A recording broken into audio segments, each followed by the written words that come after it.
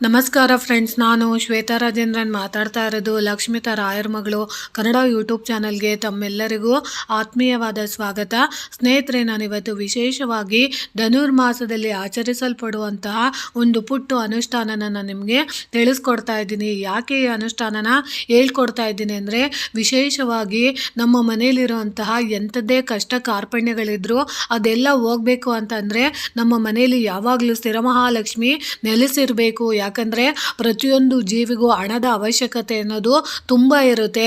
ಅದರಲ್ಲೂ ನಮ್ಮ ಬೇಕು ಬೇಡಗಳನ್ನೆಲ್ಲ ಪೂರೈಸಿಕೊಳ್ಳೋದಕ್ಕೋಸ್ಕರ ಹಣದ ಅವಶ್ಯಕತೆ ತುಂಬ ಇರೋದ್ರಿಂದ ನಮಗೆ ಅಂತಹ ಮಹಾಲಕ್ಷ್ಮಿ ಸಾನ್ನಿಧ್ಯ ನಮ್ಮ ಮನೆಯಲ್ಲಿ ಸದಾಕಾಲ ಇರಬೇಕು ಅಂತ ಬಯಸುವಂಥವ್ರು ಈ ಧನುರ್ಮಾಸದ ಕಾಲದಲ್ಲಿ ವಿಶೇಷವಾಗಿ ವಿಷ್ಣು ಮತ್ತು ಮಹಾಲಕ್ಷ್ಮಿನ ನೀವು ಪೂಜೆ ಮಾಡೋದಕ್ಕೆ ಒಂದು ವಿಶೇಷವಾದ ದಿನ ಆಗಿದೆ. ಅದರಲ್ಲೂ ವಿಶೇಷವಾಗಿ 30 ದಿನಗಳ ಕಾಲ ನಿರಂತರವಾಗಿ ಬರುವಂಥ ಈ ಧನುರ್ಮಾಸದ ಹಬ್ಬ ಅಂತನಾದರೂ ಅನ್ಬೋದು, ವ್ರತದ ದಿನಗಳ ಸಂಕಲ್ಪ ದಿನಗಳು ಅಂತಲೂ ಕೂಡ ನಾವು ಹೇಳ್ಬೋದು. ಇಂತಹ 30 ದಿನಗಳ ವಿಶೇಷವಾಗಿ ಆಚರಿಸಲ್ಪಡುವಂಥ ಧನುರ್ಮಾಸದ ವ್ರತದ ಕಾಲದಲ್ಲಿ ವಿಶೇಷವಾಗಿ ಲಕ್ಷ್ಮೀ ಸಾನ್ನಿಧ್ಯ ನಮ್ಮ ಮನೆಯಲ್ಲಿ ಪ್ರಾಪ್ತಿ ಆಗಬೇಕು ಅಂತಂದರೆ ಪ್ರತಿಯೊಬ್ಬರು ಕೂಡ ಮುಂಜಾನೆಯ ಸಮಯದಲ್ಲಿ, ಅದರಲ್ಲೂ ಬ್ರಹ್ಮ ಮುಹೂರ್ತದ ಸಮಯದಲ್ಲಿ ನಾವು ವಿಶೇಷವಾಗಿ ವಿಷ್ಣು ಮತ್ತು ಮಹಾಲಕ್ಷ್ಮಿನ ನಾವು ಪ್ರತಿಯೊಬ್ಬರು ಕೂಡ ಆರಾಧನೆ ಮಾಡೋದ್ರಿಂದ ಮನೆಯಲ್ಲಿ, ನಮ್ಮ ಮನೆಯಲ್ಲಿ ಬಡತನ ಇರ್ಬೋದು, ಕಷ್ಟ ಕಾರ್ಪಣ್ಯಗಳಿರ್ಬೋದು, ನೋವುಗಳಿರ್ಬೋದು, ಅಥವಾ ನಮಗೆ ಸಮಸ್ಯೆಗಳಿರ್ಬೋದು, ನಮ್ಮ ಜೀವನದ ಜಂಜಾಟದಲ್ಲಿ ಬರ್ತಿರೋ ಅಂಥ ನಾನಾ ರೀತಿಯ ಕಷ್ಟಗಳಿರ್ಬೋದು, ಅದೆಲ್ಲ ಪರಿಹಾರ ಆಗಬೇಕು ಅಂತ ಬಯಸುವಂಥವ್ರು ವಿಶೇಷವಾಗಿ ಧನುರ್ಮಾಸದ ಪೂಜೆಯಲ್ಲಿ ಮಾಡಬೇಕಾಗುತ್ತೆ. ಅದರಲ್ಲೂ ವಿಶೇಷವಾಗಿ ಈ ಧನುರ್ಮಾಸ ಅಂದರೆ ಏನು ಅಂತ ಅಂದರೆ, ನೋಡಿ, ಸೂರ್ಯನು ಧನುರ್ರಾಶಿಯಲ್ಲಿ ಗೋಚರಿಸುವ ತಿಂಗಳೇ ಧನುರ್ಮಾಸ ಆಗಿದೆ. ಈ ಮಾಸದಲ್ಲಿ ಬ್ರಹ್ಮ ಮುಹೂರ್ತದಲ್ಲಿ ಶ್ರೀ ವಿಷ್ಣುವಿನ ಪೂಜೆ ಮಾಡುವುದನ್ನು ಶ್ರೇಷ್ಠ ಎನ್ನುತ್ತಾರೆ. ಉತ್ಥಾನ ದ್ವಾದಶಿ ಎಂದು ಹೇಳುವ ಭಗವಂತನಿಗೆ ಧನುರ್ಮಾಸ ಅರುಣೋದಯವಾಗಿದೆ. ಹಾಗಾಗಿ ಶ್ರೀಹರಿಯ ಪೂಜೆಗೆ ಇದು ಸಫಲವಾಗಿದೆ. ಈ ಮಾಸದಲ್ಲಿ ವಿಶೇಷವಾಗಿ ಚಳಿ ಇರುತ್ತದೆ.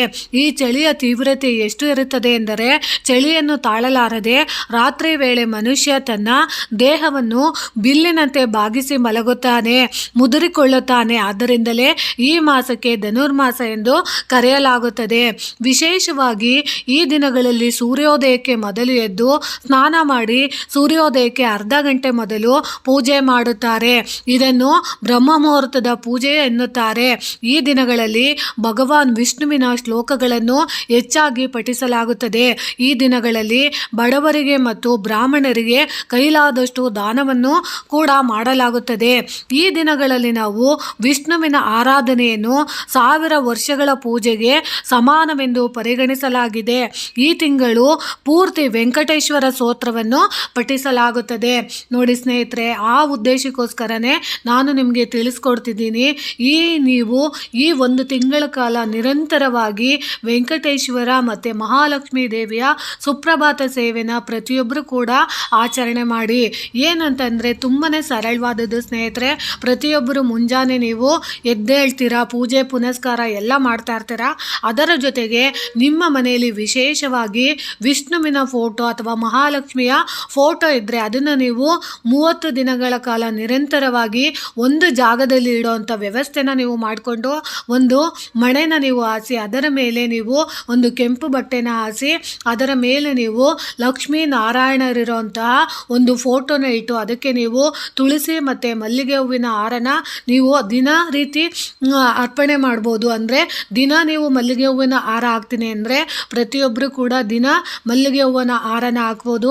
ಇಲ್ಲ ಅಂದರೆ ಮಲ್ಲಿಗೆ ಹೂಗಳನ್ನ ಒಂದಷ್ಟು ಬಿಡಿ ಹೂಗಳನ್ನ ನೀವು 100 ಗ್ರಾಮು ಇಲ್ಲ 1/4 kg ಅಷ್ಟು ತಂದು ಇಟ್ಕೊಂಡು ಅಟ್ಲೀಸ್ಟು ಒಂದಷ್ಟು ತುಳಸಿನ ಬಿಡಿ ತುಳಸಿಗಳನ್ನು ನೀವು ಕಿತ್ಕೊಂಡು ಮಡಿಕೊಂಡಿದ್ದು ಮಲ್ಲಿಗೆ ಹೂವು ಮತ್ತು ತುಳಸಿನ ನೀವು ಒಂದೊಂದು ಇಡೀ ಅಷ್ಟು ಹಾಕಿದ್ರೂ ಆಗುತ್ತೆ.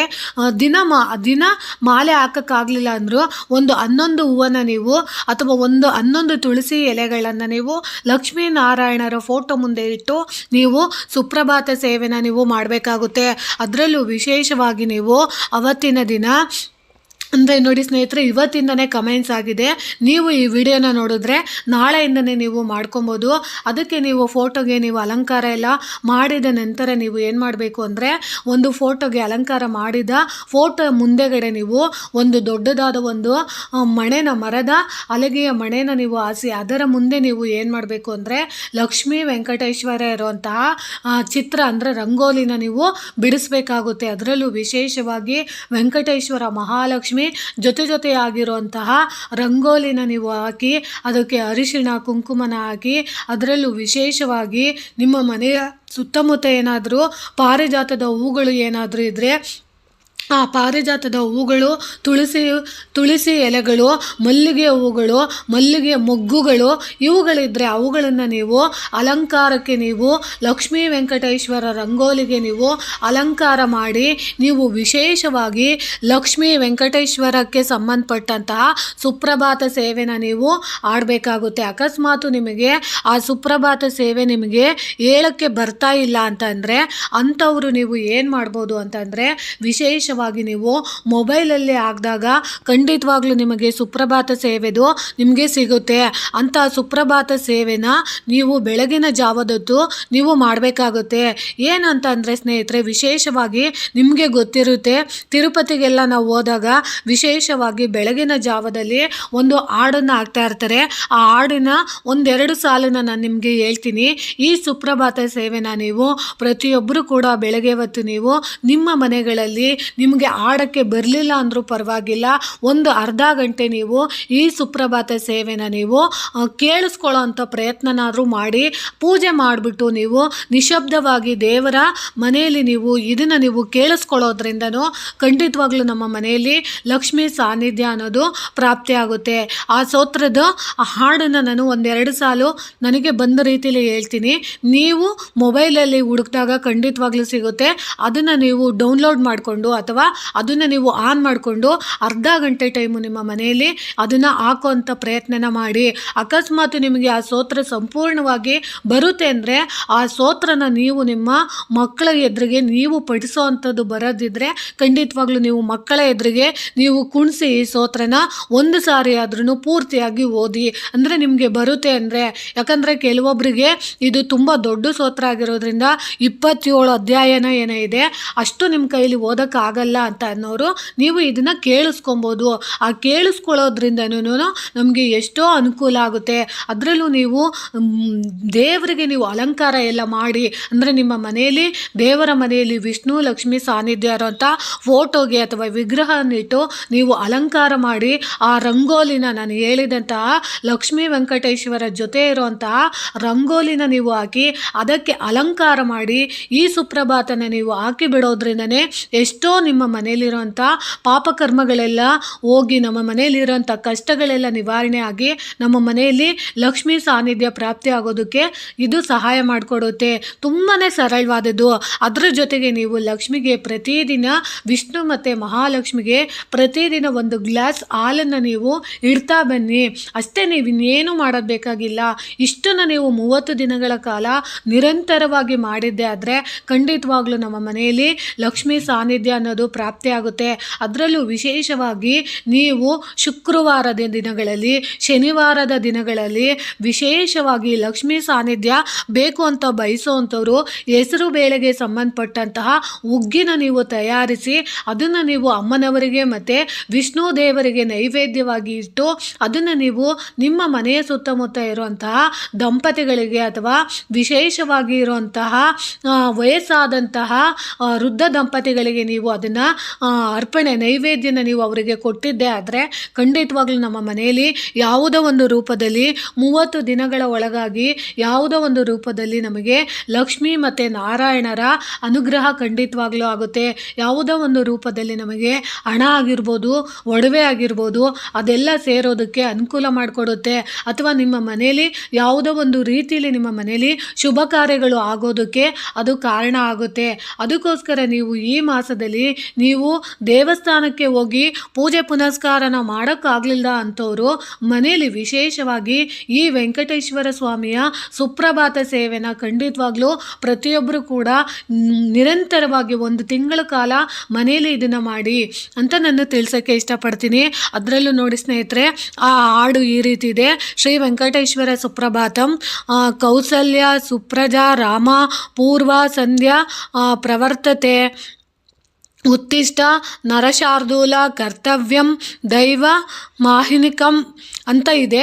ಇದನ್ನು ನಾನು 2 ಸಾಲ ಹೇಳಿದ್ದೀನಿ. ಇದನ್ನು ನೀವು ಖಂಡಿತವಾಗ್ಲೂ ಶ್ರೀ ವೆಂಕಟೇಶ್ವರ ಸುಪ್ರಭಾತಂ ಅಂತ ಹೊಡೀರಿ, ಆ ಸ್ತೋತ್ರ ಬರುತ್ತೆ, ಅದು ಪೂರ್ತಿಯಾಗಿ ಬರುತ್ತೆ. ಆ ಪೂರ್ತಿ ಹಾಡನ್ನು ನೀವು ಪ್ಲೇ ಮಾಡಿ ಬಿಟ್ಬಿಟ್ರೆ ಸಾಕು. ನೀವು ಹಾಕಿದಂಥ ರಂಗೋಲಿಯ ಮುಂದೆ ನೀವು ನಿಮ್ಮ ಮನೆಯವರ ನಕ್ಷತ್ರ, ನಿಮ್ಮ ನಕ್ಷತ್ರ, ನಿಮ್ಮ ಮಕ್ಕಳ ನಕ್ಷತ್ರ, ರಾಶಿ ಪ್ರತಿಯೊಂದು ಹೇಳ್ಕೊಂಡು ನೀವು ಒಂದು 11 ಮಲ್ಲಿಗೆ ಹೂವು, 11 ತುಳಸಿನ ನೀವು ಕೈಯಲ್ಲಿ ಇಟ್ಕೊಂಡು ಆ ಸುಪ್ರಭಾತ ಆಗೋವರೆಗೂ ಪೂರ್ತಿಯಾಗಿ ನೀವು ಅದರ ಕಡೆ ಗಮನ ಹರಿಸಿ ನೀವು ಬಿಟ್ಟಿರೋ ಅಂತಹ ರಂಗೋಲಿಯ ಮುಂಭಾಗದಲ್ಲಿ ನೀವು ನಿಮಗೆ ಏನು ಬೇಕು, ಯಾವ ಕಾರ್ಯ ಆಗಬೇಕು, ಯಾವ ಕೆಲಸ ಆಗಬೇಕು ಅಂತ ನೀವು ದೇವ್ರ ಹತ್ರ ನೀವು ಪ್ರಾರ್ಥನೆ ಮಾಡಿ ಕೇಳ್ಕೊತಿರೋ ಗಣೇಶನ ಪ್ರಾರ್ಥನೆಯೊಂದಿಗೆ ನೀವು ಸಂಕಲ್ಪ ಮಾಡಿಕೊಂಡು ಆ ರಂಗೋಲಿಯ ಮುಂಭಾಗದಲ್ಲಿ ನೀವು ಅದನ್ನು ನೀವು ಬಿಟ್ಟು ಆ ಹೂಗಳನ್ನು ನೀವು ಅಲ್ಲಿ ಹಾಕಿದ್ದೆ ಆದರೆ, ತುಳಸಿನ ನೀವು ಹಾಕಿದ್ರೆ ಆದರೆ ನಿಮ್ಮ ಬೇಡಿಕೆ, ಯಾವ ಬೇಡಿಕೆಗೋಸ್ಕರ ನೀವು ಬೇಡ್ಕೊತಾ ಇದ್ದೀರೋ ಆ ಬೇಡಿಕೆ ಸಂಪೂರ್ಣವಾಗಿ ನಿಮಗೆ 30 ದಿನಗಳ ಅಂದರೆ ಧನುರ್ಮಾಸದ ದಿನಗಳು ಎಷ್ಟು ದಿನ ಇರುತ್ತೋ ಅಷ್ಟೋ ದಿನಗಳ ಕಾಲ ನೀವು ಸೇವೆನ ಮಾಡಿದಂತಹ ಪುಣ್ಯ ನಿಮಗೆ ಖಂಡಿತವಾಗ್ಲೂ ದಕ್ಕುತ್ತೆ. ಸ್ನೇಹಿತರೆ, ಇಲ್ಲಿ ನೀವು ಯಾವುದೇ ರೀತಿಯ ದುಡ್ಡು ಕಾಸು ಏನು ಜಾಸ್ತಿ ನೀವು ಖರ್ಚು ಮಾಡಬೇಕಾಗಿಲ್ಲ. ಅಂದರೆ ಸಮಯ ಅನ್ನೋದನ್ನ ನೀವು ದೇವರಿಗೆ ಅಂತ ಒಂದಿಷ್ಟು ಸಮಯನ ನೀವು ಈ ಧನುರ್ಮಾಸದಲ್ಲಿ ನೀವು ಕೊಟ್ಟಿದ್ದೆ ಆದರೆ ಖಂಡಿತವಾಗ್ಲೂ ನಿಮ್ಮ ಮನೆಯಲ್ಲಿ ನೀವು ಅಂದ್ಕೊಂಡಿರೋಂಥ ಕೆಲಸ ಕಾರ್ಯಗಳೆಲ್ಲ ಖಂಡಿತವಾಗ್ಲೂ ಆಗುತ್ತೆ. ಅದಕ್ಕೋಸ್ಕರ ನಾನು ನಿಮಗೆ ತಿಳಿಸ್ಕೊಡ್ತಾ ಇದ್ದೀನಿ.